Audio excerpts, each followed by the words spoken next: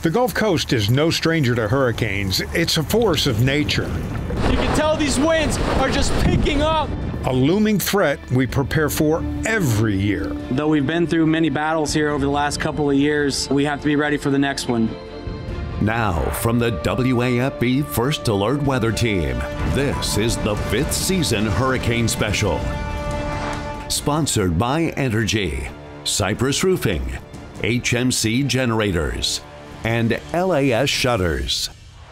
Hello and welcome to the 2024 5th Season Hurricane Special. I'm Chief Meteorologist Jay Grimes, joined by the First Alert Weather Team. We start with a troubling trend. Storm numbers for the Atlantic Basin have been above normal for 7 of the past 8 hurricane seasons. We begin with a look at the 2024 hurricane season predictions from the forecast experts, and the news is not good. Whether you call it hyperactive or supercharged, the forecasts for the 2024 season are certainly going to get your attention. Check out these numbers from various forecast groups. NOAA is talking about more than 24 named storms, with a dozen or more as hurricanes. Earlier in the spring, Colorado State put out similar numbers. And you notice a variety of forecast groups are talking about upwards of 24 or more named storms, and again, upwards of a dozen or more hurricanes. Very active. In fact, for all of these forecasts, we're talking about the largest numbers any of these groups have ever forecasted prior to the start of a season. So why the reasons for that hyperactive forecast?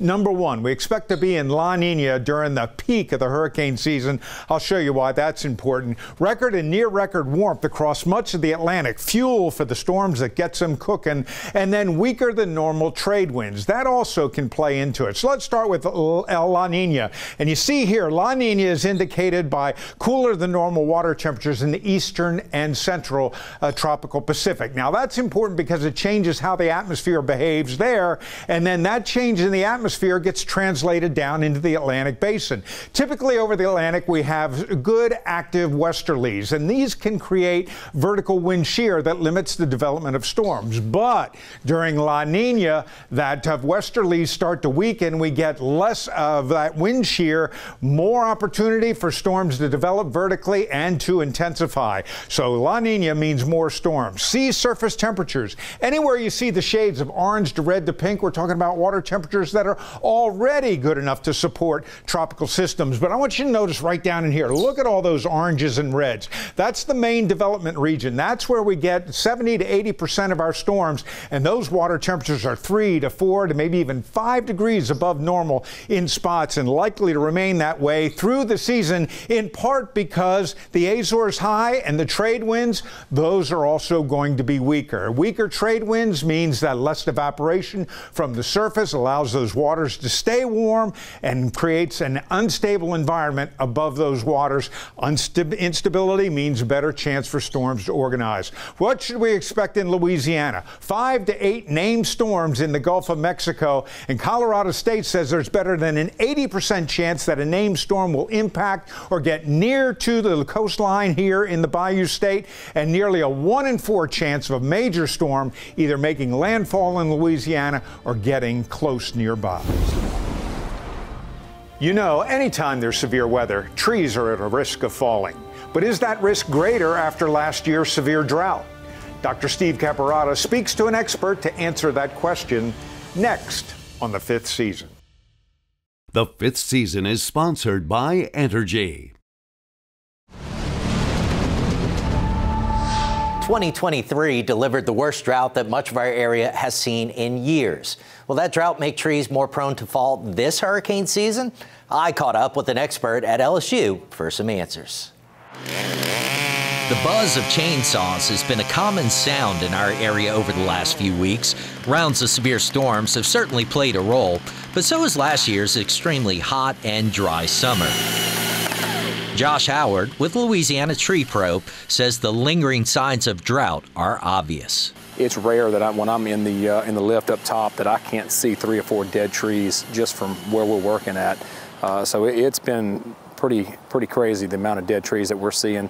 That's probably 80% of our work right now is dead trees. Trees take in hundreds and hundreds of gallons of water every day. Dr. Hallie Dozier with LSU School of Renewable Natural Resources says that the dead trees and lingering drought impacts are definitely a concern headed into hurricane season. I would say that it means that a lot of trees that are drought stressed are going to be more prone to failure, whether it's a limb or the whole tree, than trees that have been watered, so to speak. If they're not so drought stressed, they're going to be stronger. Well, it's always a concern. Bernie Deschamps was in his Denham Springs backyard recently, spending some time with his grandson, when he had a close call with his drought-stricken trees that prompted him to call in Howard for some help. As I was filling the burn pit with small limbs, one of the big limbs crashed out of the tree and landed like 3 feet from me, but the smaller limbs smacked me in the face,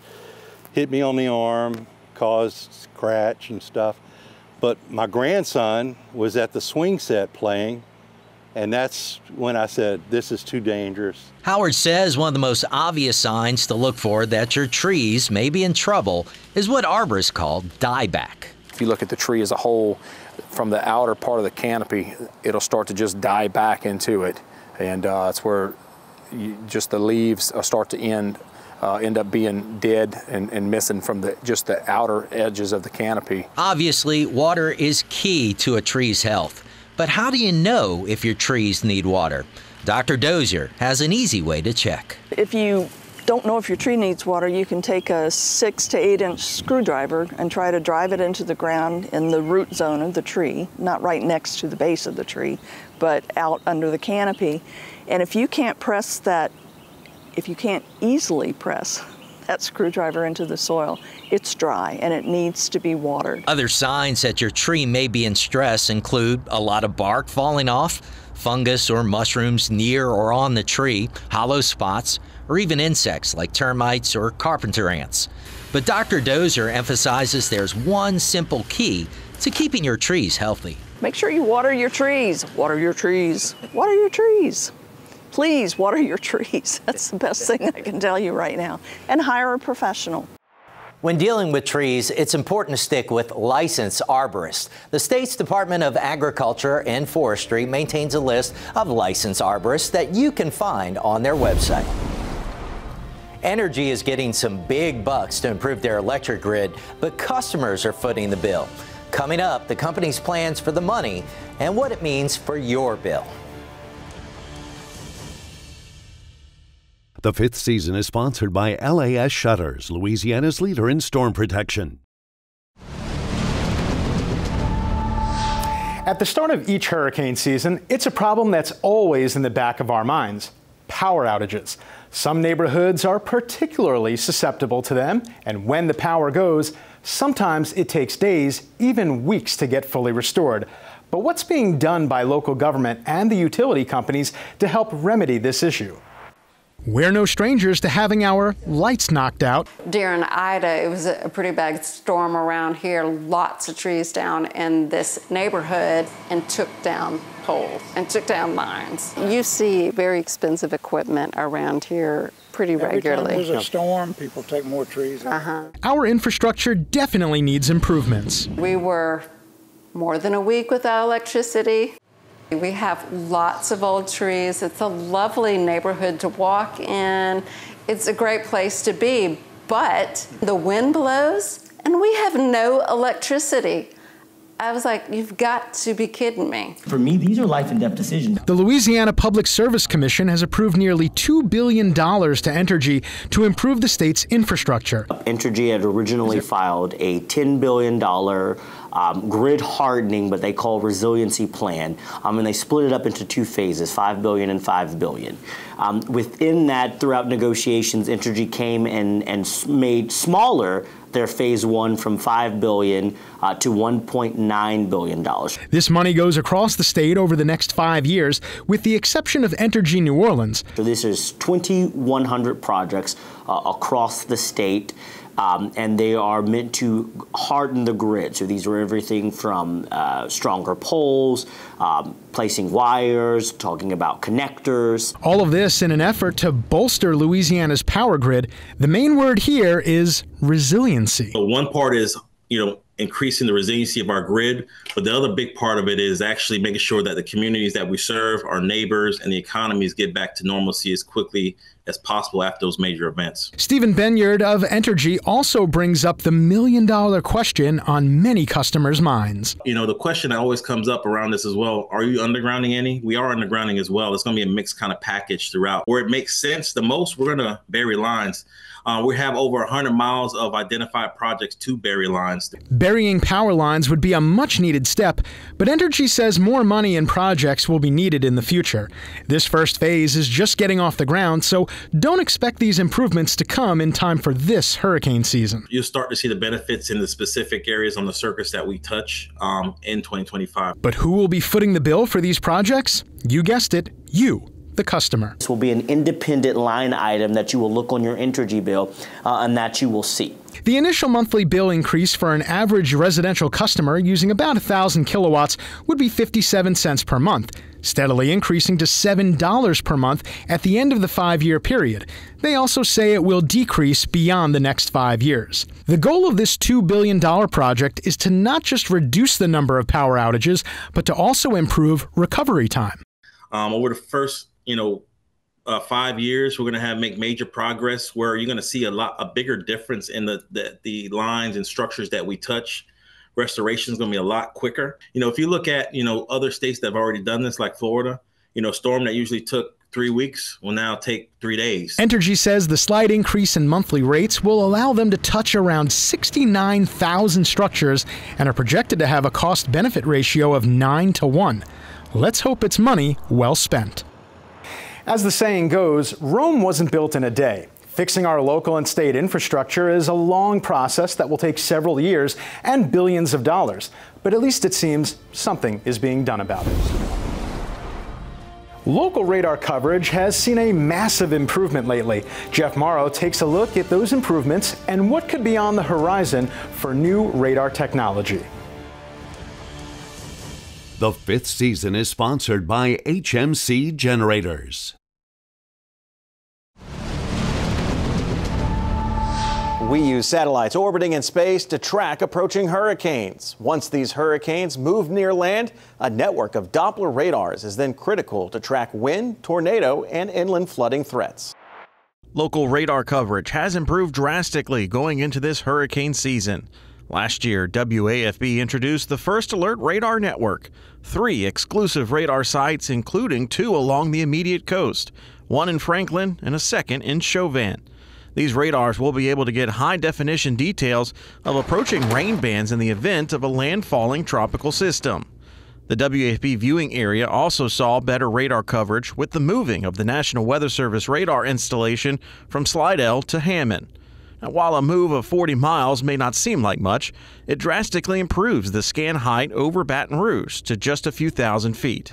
That is critical for trying to accurately track 2 major tropical weather concerns: local rainfall rates and potential storm rotation or tornadoes. Combine the Weather Service radar with the 3 exclusive First Alert radars and the radar used at Armstrong International Airport, and WAFB's viewing area has one of the best radar coverages in the country.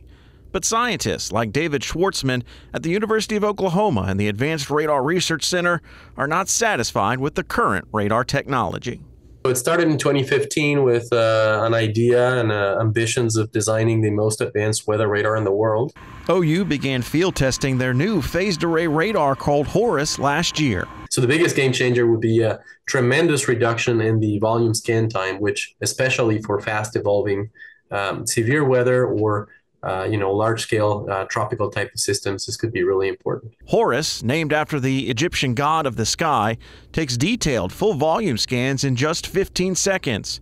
Current radars take 3 to 5 minutes. The main reason for the advancement is the amount of antennas Horus utilizes. Each of these antenna elements that are in the Horus radar, over 1,000 of them, are transmitting signals all at the same time. Essentially, current radar dishes utilize 1 antenna to send out 1 beam. Horus sends out over 1,000 individualized beams that can be patterned uniquely to scan all parts of a storm simultaneously. Like a flashlight, you can think of a really wide flashlight, and collect data in a much wider sector than a dish radar would. And that's what gives it the ability to collect data really fast. While testing of HORUS has shown some very promising signs recently, there remains one major hangup. Joining or merging, let's say, phased array radar technology with dual polarization capability is quite challenging, and this is something that's not completely resolved yet. So for now, HORUS remains in development stage, but could very well be the future of radar technology around the world, potentially tracking our next hurricane. The HORUS radar is mobile, and scientists with the project hope one day to get it in the path of a hurricane to test its effectiveness with tropical weather conditions.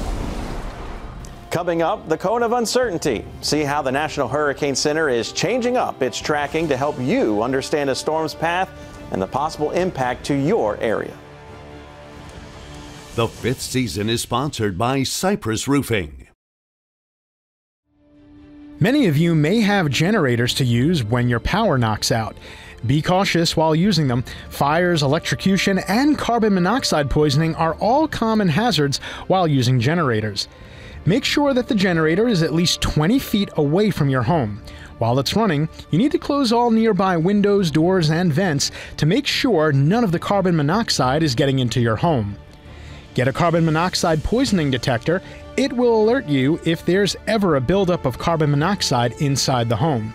Experts say that you should also give your generator a break after a few hours to allow for the concentrated exhaust to move out of the area. While you have the generator off, you may want to open all doors and windows to help air it out. If you need to refuel your generator, do not refuel inside your home. Turn it off, let it cool down first. Gasoline or other flammable liquids spilled on hot engine parts could ignite, and visible vapors from the fuel can travel along the ground and be ignited by the generator's pilot light or by arcs from electric switches in the appliance. Also, do not store fuel inside your home. And to prevent electrocution, keep your generator dry and do not use it in wet conditions. Always connect the generator to appliances with heavy-duty extension cords. Hooking up your generator directly into your home power supply could increase the voltage or could cause a surge to the outside power lines and potentially injure or electrocute an unaware utility lineman. It also bypasses some of the built-in household circuit protection devices. Connecting the generator to your home could cause a surge in electricity that might result in injury or death to yourself or your family. Beginning this hurricane season, the National Hurricane Center is introducing a new experimental version of the cone of uncertainty. And this is what the current forecast cone looks like using Hurricane Ian as an example. The big things to note is that we have this black center line moving through the center of the forecast cone. And also the hurricane watches and warnings are hugging the coast of Florida. And in the extended portion of the cone, we have this stippling effect. And here's what the new experimental version of the forecast cone is going to look like. Big changes is that we got rid of that center line, and also on top of the cone we now have those watches and warnings placed on top of the state of Florida, extending well inland, and we also have gotten rid of that stippling effect in the extended forecast. So what are the reasons for the changes to the cone? Well, it's been found that the original forecast cone graphic put out by the National Hurricane Center has often been misinterpreted. I spoke with Michael Brennan, the director of the NHC, about the reasons behind this new experimental design that'll be tested this hurricane season. As the cone has gotten smaller, the impacts associated with the tropical storm or hurricane in terms of the rainfall, the storm surge, the winds have moved more outside of the cone, especially within those first couple of days. So while improving the storm track forecast is a good thing, the shrinking of the cone has led to a misunderstanding of how far tropical storm or hurricane hazards extend. The original purpose of the cone graphic is to display where the center of the storm will track and not where the storm impacts are felt. Dr. Brennan says the NHC is working on improving the communication of the extent of storm hazards with this new experimental design. So it'll give folks at the coast and inland a better depiction of the wind hazard risk. You'll be able to see if you're under a hurricane or tropical storm watch or warning well inland across all of Louisiana. And the National Hurricane Center is hoping to receive feedback on whether this new cone design is helping with the understanding of a forecast storm track and its hazards. The nice thing about an experimental product is it means it's relatively easy to change. We can make tweaks. We can sort of modify it based on that feedback. Communicating hazards and risk with tropical storms and hurricanes is very important so that we can keep you and your family safe.